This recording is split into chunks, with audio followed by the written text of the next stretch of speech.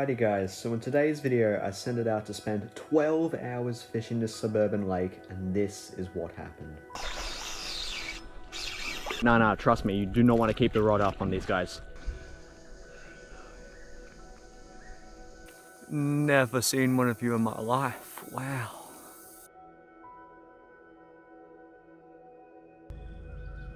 Alrighty guys, so what we're doing today is we come out here, we're flicking this little Keitech easy shiner, and all we're gonna do is we're gonna fish this beautiful lake behind me for 12 hours straight. We've got all sorts of stuff with us, we've got bait. First, what we're gonna do is we're gonna persist with lures. We've actually got a brand new setup, and this is the brand new setup here. It's a Shimano twin power 3000 XD paired with a Millerrod's vibefreak 3 to 6 kilo. It's running PE 1.5, got 20-pound leader on at the moment. I've caught a couple of fish on this, you guys will see that a bit later. But I'm hoping to get ourselves a solid giant herring on this. Where's a good spot to hide it all? Behind this tree should be good. Just gotta remember it's here.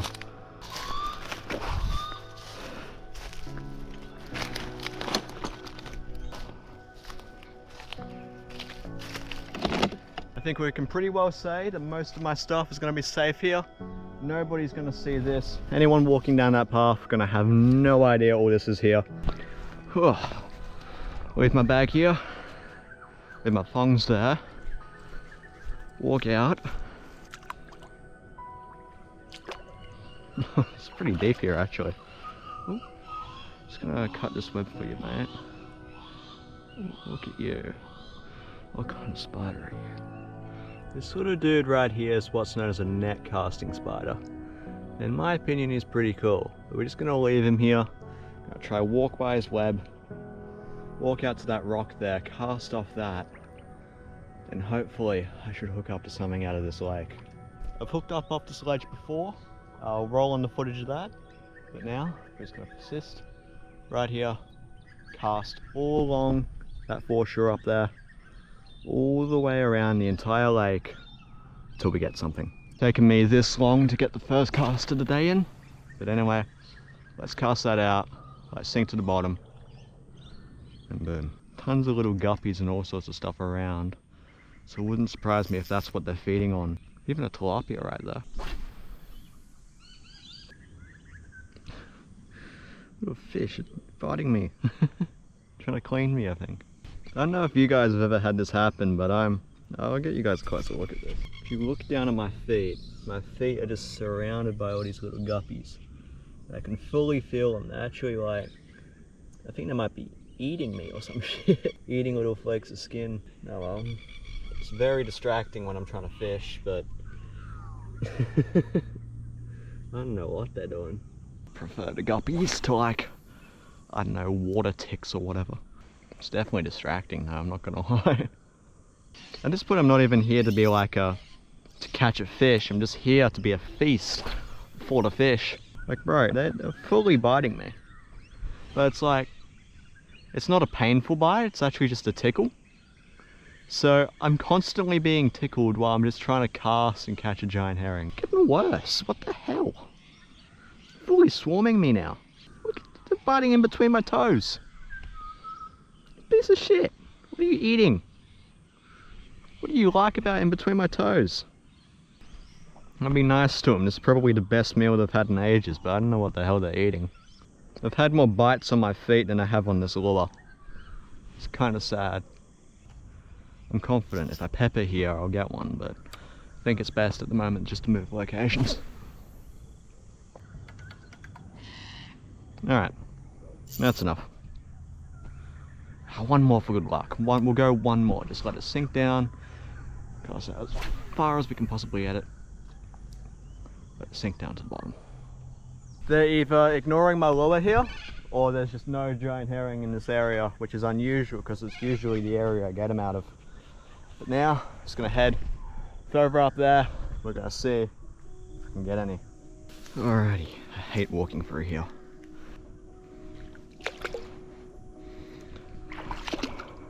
Last time I was fishing off this ledge, I actually had an insane follow that every fisherman's gonna dream of. Fortunately, it didn't hook up. I'll roll on the footage of that now.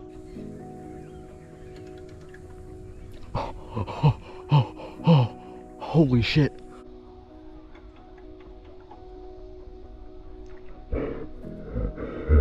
This dude right here is what's known as a Barra or a Barramundi, and it is quite possibly the most sought after sports fish here in Australia, just because of how well they fight and how hard they are to target. After looking at the footage, I can confidently say that he would have been in the 80 to 90 centimeter range. This isn't just some uneducated guess either, as I've actually seen 2 Barra get caught in person, them going 71 and 78 centimeters, and this dude would have easily dwarfed both of them. Really wish I had hooked him, but oh well. All we're gonna do, we're gonna persist right here. That's all we can do.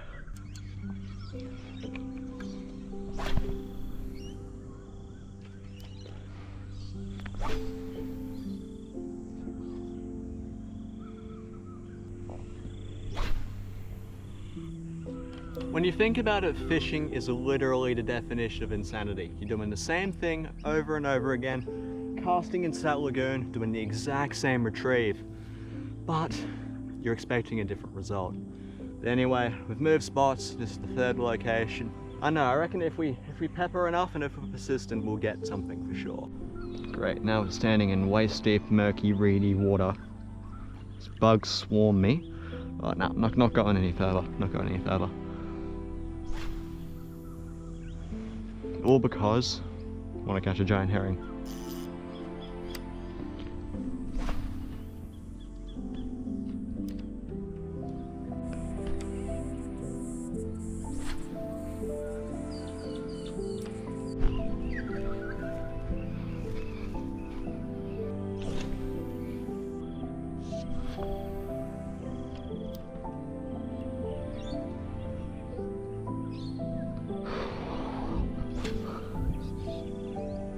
Barramundi and giant herring aren't the only things you can catch out of this lake, as I've also seen some monster brim get pulled out of here going over 40 centimeters, and have even pulled a PB out of here myself going 38. I have also seen some massive eels in here, even bigger than my PB, which I got 1.5 years ago, and even heard reports of some monster mangrove jacks. However, that is the one thing I haven't seen and therefore can't confirm, though I definitely believe it. Oh!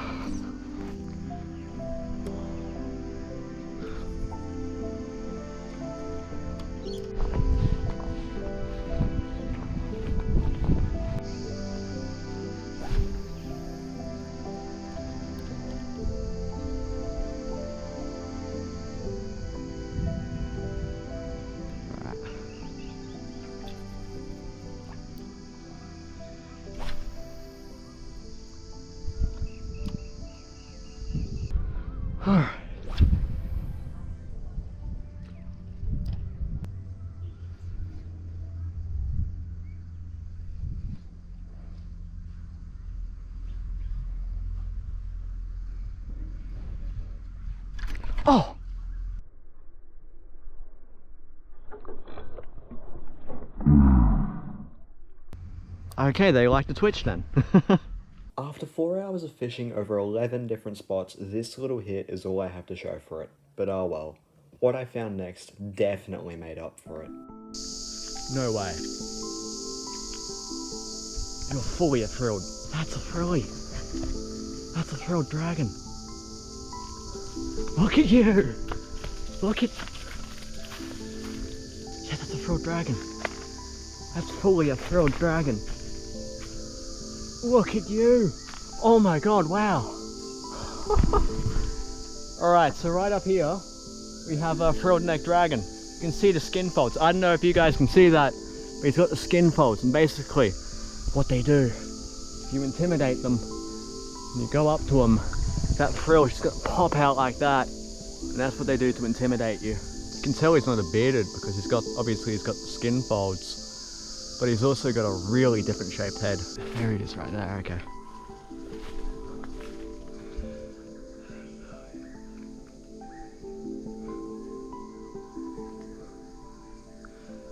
Never seen one of you in my life, wow. This little dude right up here is what's known as a frill dragon or a frill neck lizard, and it gets its name because it can, well, do this.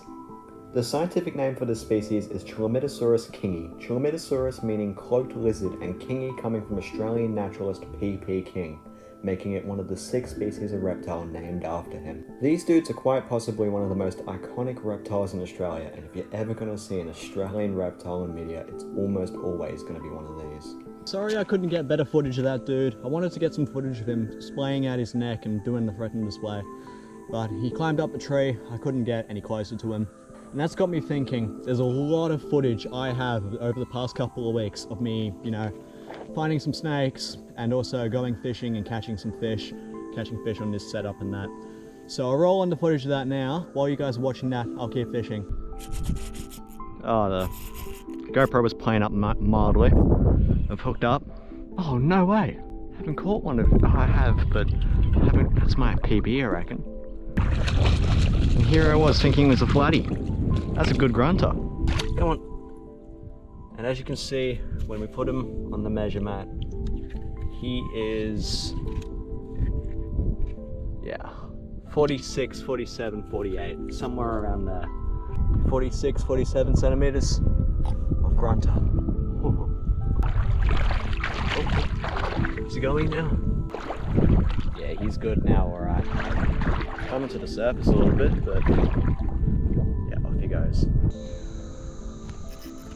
Dad, on! What the hell is that?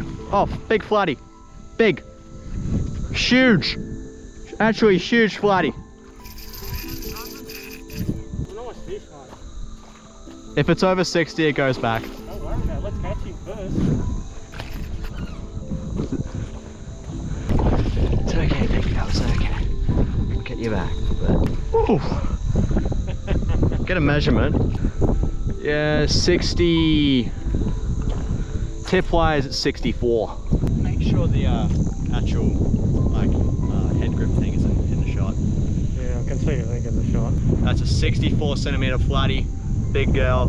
Every flatty over 60 centimeters, actually no, it's 55 centimeters, is proven to be a female. So I don't personally take them if they're over 60. It's okay. It's okay, big girl, it's okay. What the hell am I standing on? Okay. There we go. Oh.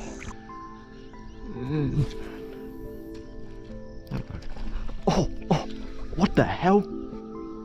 What the hell?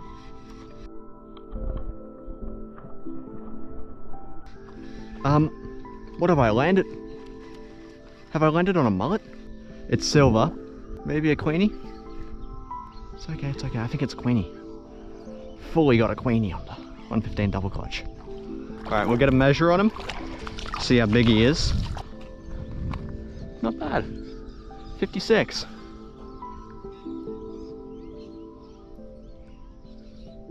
Dead on 56. There we go, guys. That is a 56 centimeter little queenie on the double clutch 115 on the new setup.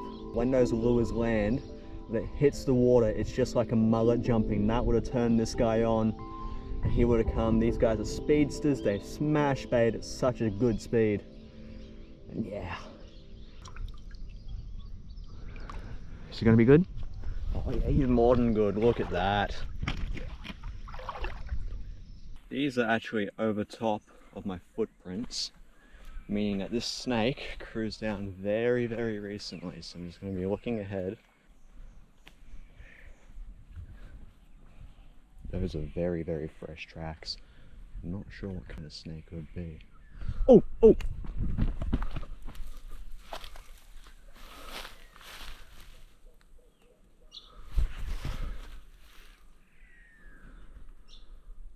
Oh, holy shit, I just saw him there.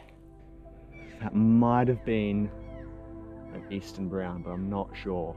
After looking at the footage, I'm fairly confident that this dude right here is what's known as an eastern brown snake, or Pseudonaha textilis, with pseudo meaning false, naha being a genus of cobra, and textilis meaning textile. And it's easy to see how it gets that name from these photos, with its textile-like scalation and partially splayed out neck, just like that of a cobra. Also, just like cobras, these dudes are elapids, or front-fanged fixed-fanged venomous snakes, and that venom is a cocktail of toxins, including neurotoxins, but it is predominantly hemotoxic, with both procoagulative and anticoagulative properties. Basically what that means is the venom is simultaneously thinning your blood in some parts of your body, while also clogging it up in others, leading to a clogged up heart, brain hemorrhages, and bleeding out of every orifice in your body. The venom has also been specifically adapted to taking on small mammals and is therefore super effective against humans, with it being the second most venomous snake on the planet in relation to humans. However, this footage shows perfectly that these dudes want nothing to do with you, with this guy darting off the trail the second I got within 10 meters of him. So while you should definitely be cautious around them, there's no need to be scared of or demonize them, and while they are super venomous, if you leave them alone, they'll leave you alone. I figured I'd end this little section of the video off with some footage of this dude, being what's known as a yellow spotted monitor or Varanus panoptes. These dudes greatly resemble the sand goanna or Gould's goanna, but you can tell the difference from, well, the yellow spots. This guy seemed to have a little wound on the back of his neck, but oh well, I'm sure it'll heal up.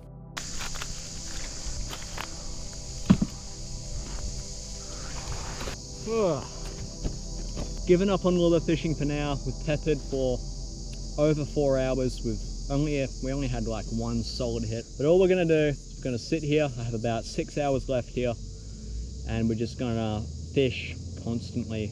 I'm just gonna sit baits out, just gonna relax. Hopefully we can hook up to something. I reckon we will. Usually if I chuck bait out, I'll get at least a couple of hits.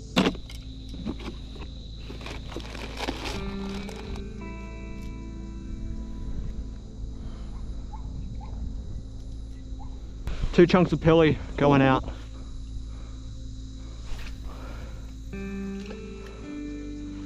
I just had the most insane run. This is fighting way harder than... What the hell have I hooked? No! No! What the hell? No!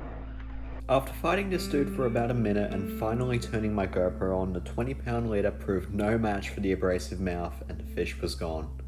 Don't worry though, the hooks I use are super corrosive and these guys are masters at throwing them anyway. This is the second time I have hooked a giant herring of this size, with the first giant herring I ever hooked being over a meter, and after jumping around and skimming across the surface like a marlin, it unfortunately shook the hook. Anyway, I continued fishing for several more hours, but I only managed to land 2 tilapia, so I figured I'd end this video off with some footage of me and my dad hooking and even landing a giant herring on lure from a while back. Hopefully this is enough to justify using this as a thumbnail.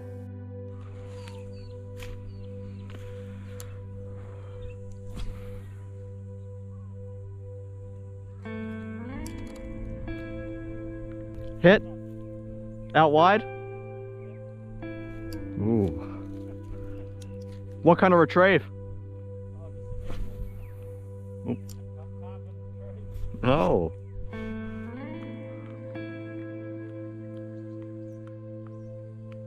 Oh, on.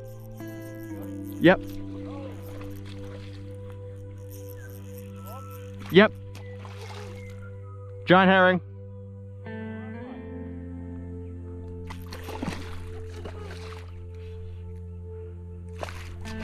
'60s, '50s model.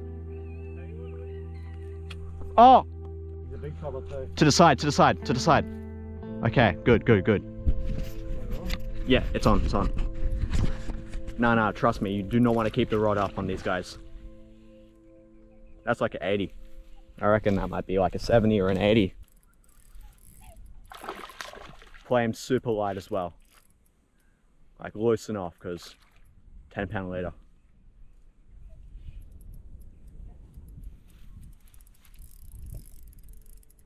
Yes, Dad. That's a good one. That's like a... How big do you reckon? 60? Oh, he's up there, mate. I reckon he's 80. Yeah. I reckon you have him. I reckon you have him. You just need to play him super light. You just have to tail him, mate. Yeah. And we'll get him back quick. They reckon they don't have a good release rate.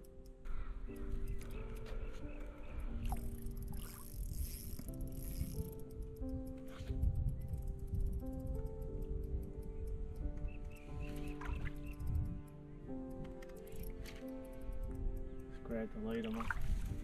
Grab the leader, drag him up. Got him. Do you want to hold him? And then we'll get him back quick.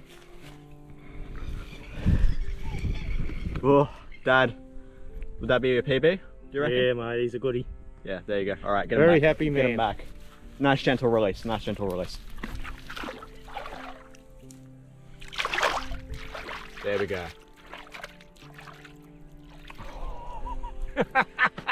If there's anything I want you guys to take away from this video, it's a giant herring or Elops hawaiiensis or ladyfish, whatever you want to call them, don't have the best release rate. But if you handle them right, they will go back fine. So if you ever land one, just make sure that you do little things like keep them in the water as much as possible, only take them out for mere seconds, support their body, and then get them back as quick as possible. And if you do things like these, they will swim off healthy. Anyway, I hope you guys enjoyed the video. If you did, like and subscribe, and I'll see you guys in the next one.